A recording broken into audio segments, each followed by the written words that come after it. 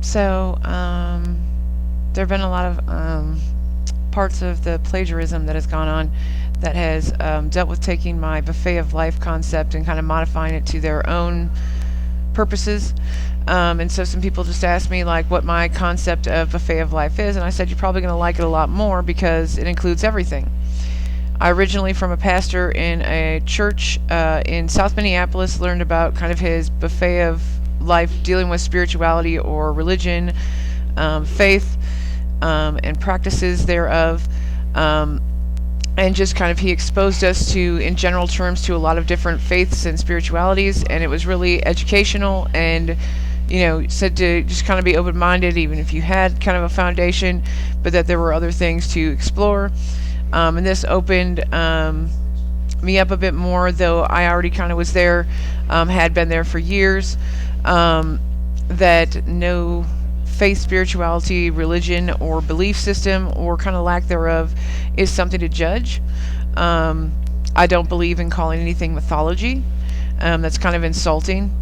And there are people who still, believe in like ancient Egypt or Rome or Norse not mythology. Gosh, it's going to come right out. Because we're so often told that, well, it's dated, or it's this, or it's old. So the point is really, please don't discount anything in that area, but don't discount anything in life. The buffet of life concept is that you learn things even if you don't end up using them yourself all the time. So you try a new craft or a new type of art. You take a writing class. You pursue a college class in sociology because it interests you, and you take things from it. I learned some about meditation from Buddhism. The whole thing is taking and learning, and whatever it works for you, keep it. I just have these 3 simple rules, and if you follow the 3 simple rules, you're pretty much like set to be okay. First rule is doesn't make. Wait a minute, no.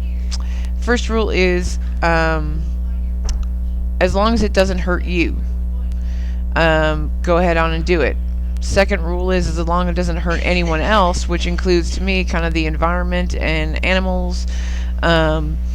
So that's rule number 2. And the third one is usually where people get held up, which is as long as it makes you happy, fulfilled, content, and at peace, brings good things in your life, well then, if you follow those 3 simple rules, there you go. So this could be incorporating spiritual, practices, like meditation. It could be incorporating yoga into your life. It could be doing an exercise program, nutrition, anything that comes your way and does you well and follows those 3 simple rules. Just buffet of life it. There's just, kind of nothing simpler. The whole thing about learning stuff is that you can pass it on. Even if it doesn't work for you, like certain coping skills, like grounding methods, or maybe CBD really works for you, but kava really works for someone else, but maybe you like kava tea. There's just all sorts of things that go along with sharing what you've learned and passing it on to people in a non-judgmental way, like, but this was really great. It just didn't work for me that well. Maybe you should give it a try or do some research on it. And that's where the each one teach one comes in.